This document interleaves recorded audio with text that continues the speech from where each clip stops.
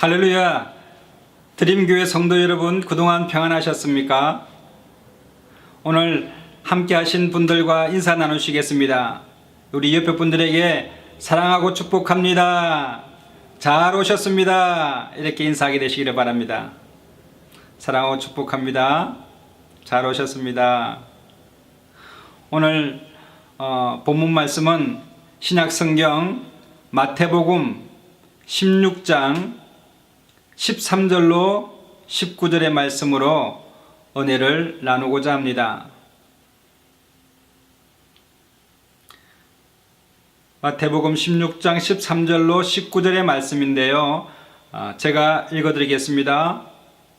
예수께서 빌립보 가이사랴 지방에 이르러 제자들에게 물어 이르시되 사람들이 인자를 누구라 하느냐?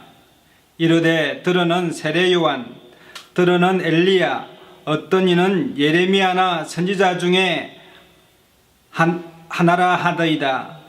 이르시되 너희는 나를 누구라 하느냐? 시몬 베드로가 대답하여 이르되 주는 그리스도시요 살아계신 하나님의 아들이시니이다. 예수께서 대답하여 이르시되 바요나 시몬아, 내가 복이 있도다. 이를 내게 알게 한 이는 혈육이 아니요 하늘에 계신 내 아버지시니라. 또 내가 네게 이르노니 너는 베드로라. 내가 이 반석 위에 내 교회를 세우리니 음부의 권세가 이기지 못하리라. 내가 천국 열쇠를 내게 주리니 내가 땅에서 무엇이든지 매면 하늘에서도 매일 것이요 내가 땅에서 무엇이든지 풀면 하늘에서도 풀리리라 하시고. 이런 제목입니다. 오늘 예수님께서 제자들에게 물어봅니다. 너는 나를 누구로 알고 지금까지 따라왔느냐? 이런 질문이었습니다. 여러분, 예수님께서는 이 당시에 목수 요셉의 아들로 태어나서 나사렛 지방에서 함께 자라왔던 그런 인물입니다. 그런 인물을 하나님으로 믿으라니요, 참으로 믿어지지가 않습니다. 우리가 예수를 하나님으로 믿는다는 자체가 참으로 어려운 일입니다. 우리의 생각과 우리의 이성을 초월하는 믿음 아니고서는 예수를 하나님으로 영접하기가 참으로 어렵다는 것입니다. 제가 사역하는 중에 한 청년이 전화가 와서 저도 예수님을 한번 믿어보고 싶습니다. 그런데 성경부터 처음 읽는데 이해가 안 돼서 전화를 했습니다. 에덴 동산에 있는 나무가 사과나무가 맞습니까? 저도 에덴 동산의 그 시절이 워낙 오래된 시절이라 그 나무가 사과나무인지 아닌지는 모르겠지만 어쨌든 상징성을 내포하고 있는 나무입니다.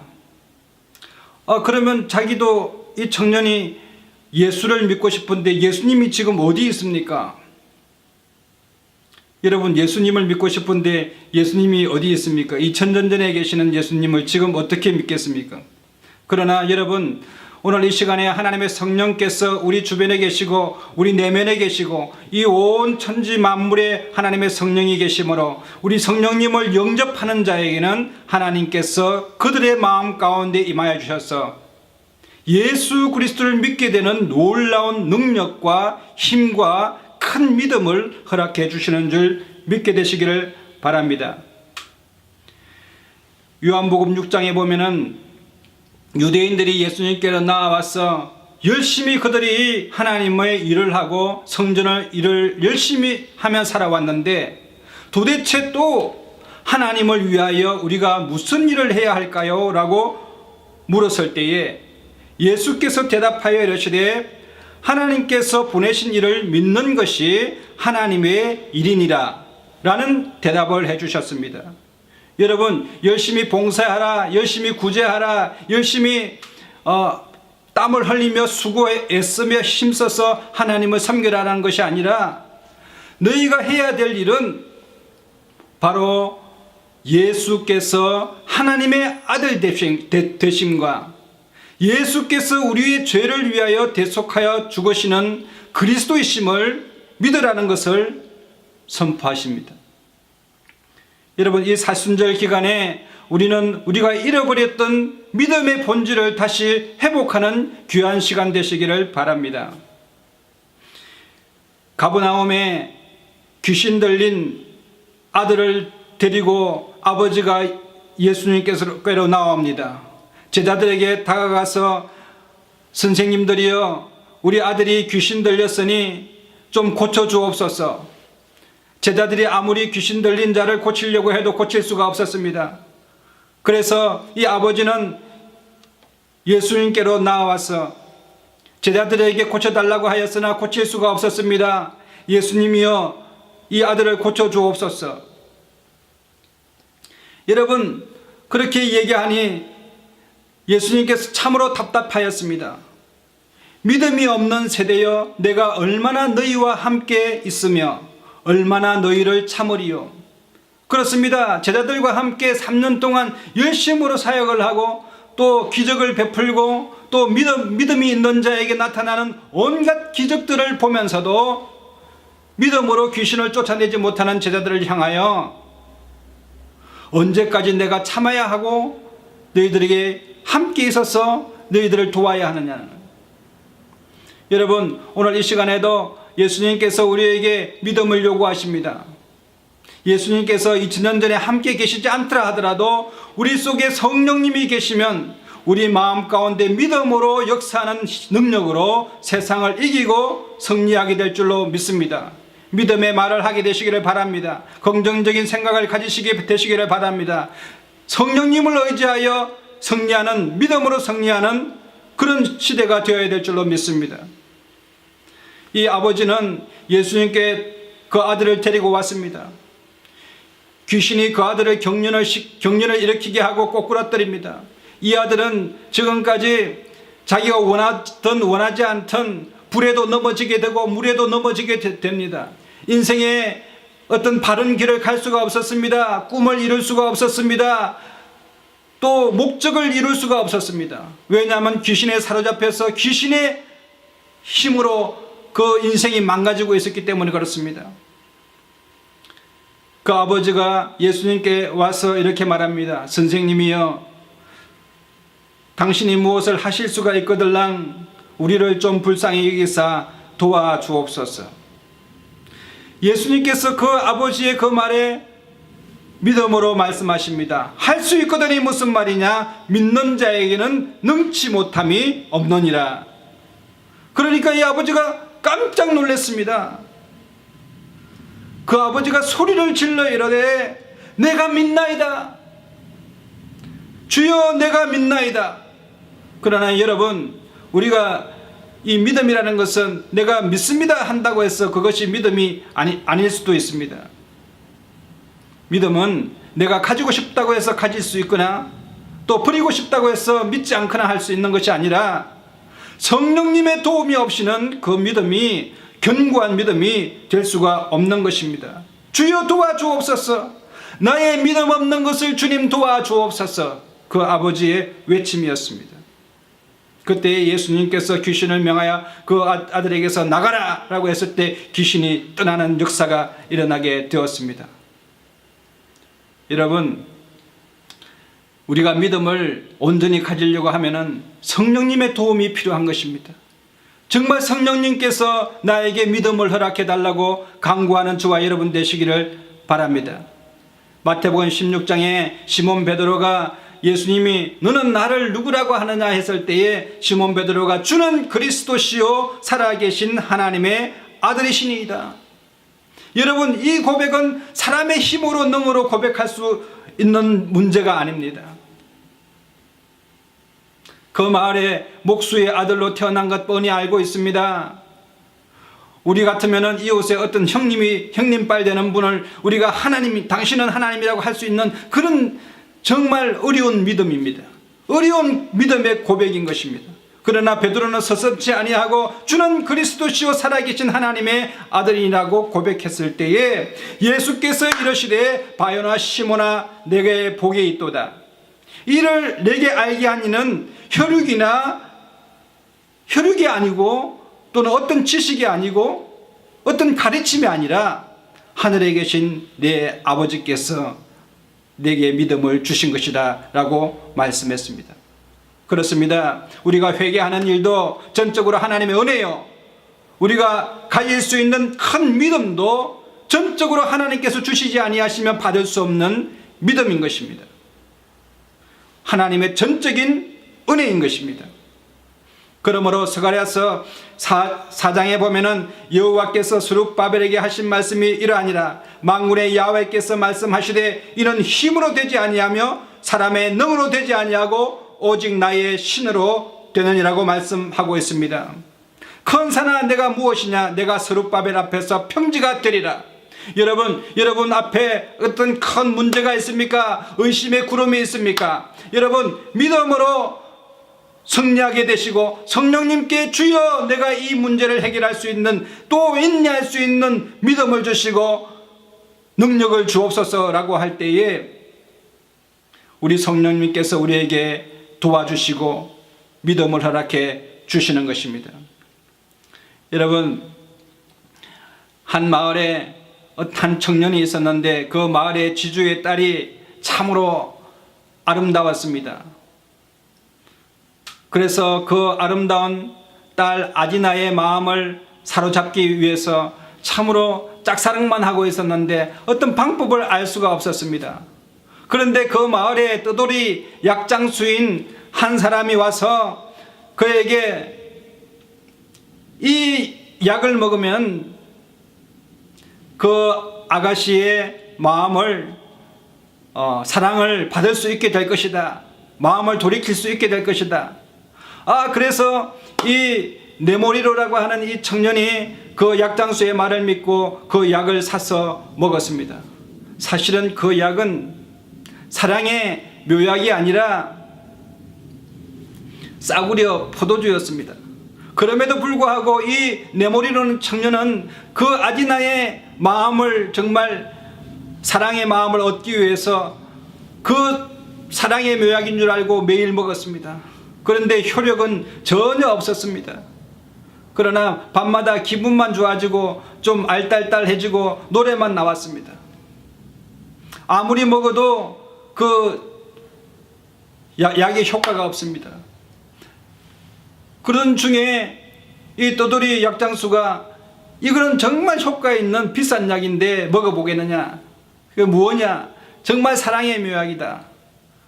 그래서 또 네모리노는 그것을 살 돈이 없어서 정말 자기가 군대에 가서 전쟁터에 나가게 되면 돈을 주게 되는데 군 입대해서라도 이 약을 사야겠다는 생각으로 사랑의 묘약을 구입을 하게 되죠.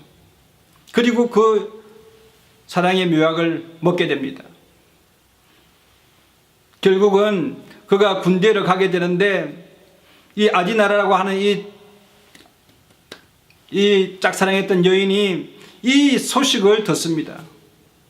자기의 마음을 얻기 위해서 목숨까지 버리지 아니하고 군대에 입대해서 가 있는 이 네모리노를 이 여인이 가서 군대 입대 계약서를 다시 돌려와서 이 네모리노와 함께 행복한 삶을 살았다고 합니다.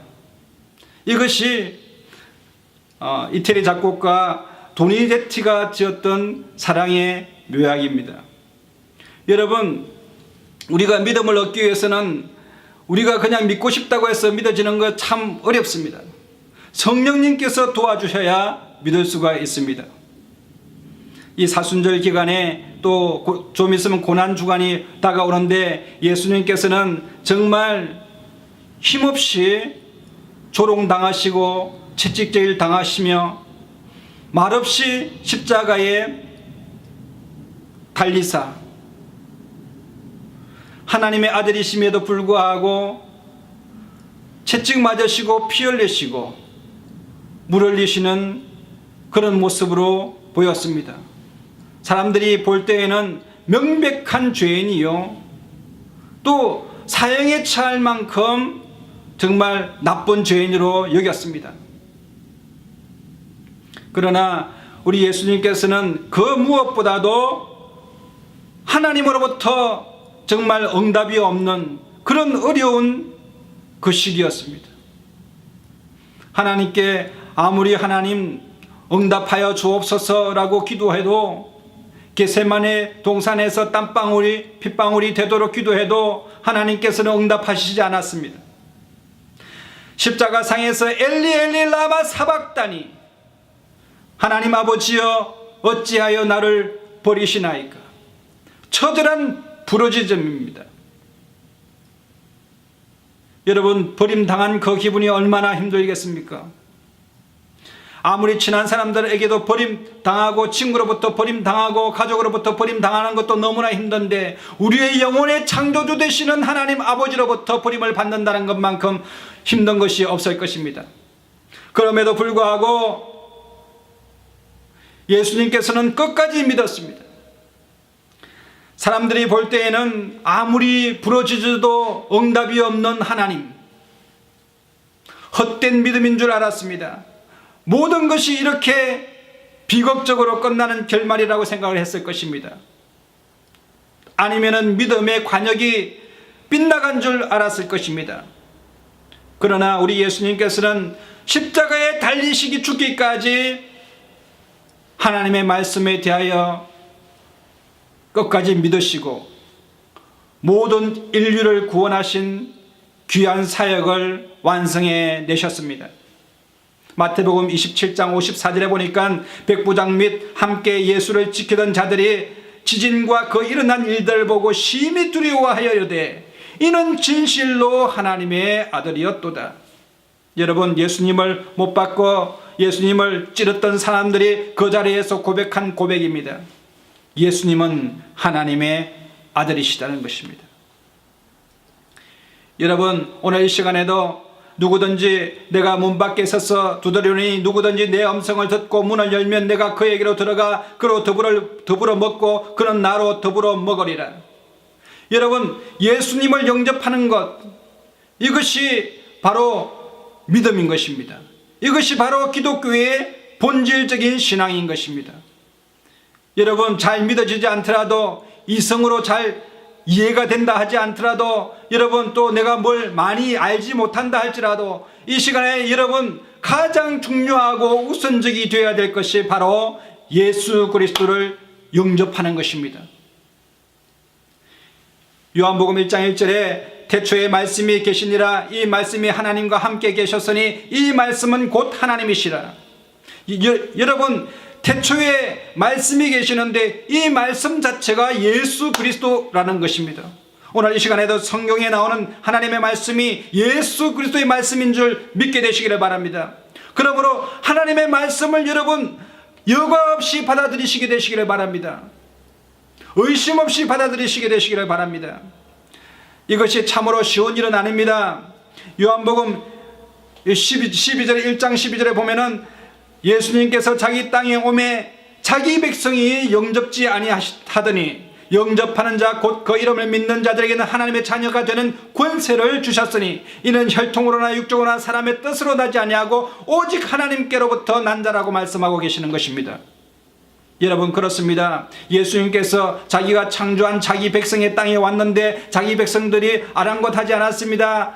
영접하지 않았습니다. 만군의 왕이시여 천지의 주제이신 주가 이 땅에 왔는데 그 누구도 영접하지 않았습니다. 그러나 오늘 이 시간에 저와 여러분이 우리 문 밖에 서 계신 예수님을 마음의 문을 열고 극진히 영접하게 되시기를 바랍니다. 성령님, 오늘 이 시간에 오시옵소서. 환영합니다. 인정합니다. 모셔드립니다. 저와 우리 가정에 오셔서 우리를 치료하여 주시고 회복하여 주시고 복의 근원 되어 주옵소서. 히브리서 6장 14절에 가라사대 내가 반드시 너를 복주고 복주며 너를 번성케 하고 번성케 하리라고 말씀하셨습니다. 아브라함이 이와 같이 이 말씀을 믿고 오래 참음으로 이 약속의 응답을 받아내었다고 기록하고 있습니다. 민수기서 6장 24절에 야훼는 내게 복을 주시고 너를 지키시기를 원하며 여호와는 그 얼굴을 내게로 비치사 은혜 베푸시기를 원하며 여호와는 그 얼굴을 내게로 향하여서 평강 주시기를 원하시는 좋으신 하나님이심을 오늘 이 시간에 믿게 되시기를 바랍니다. 여러분, 오늘 이 시간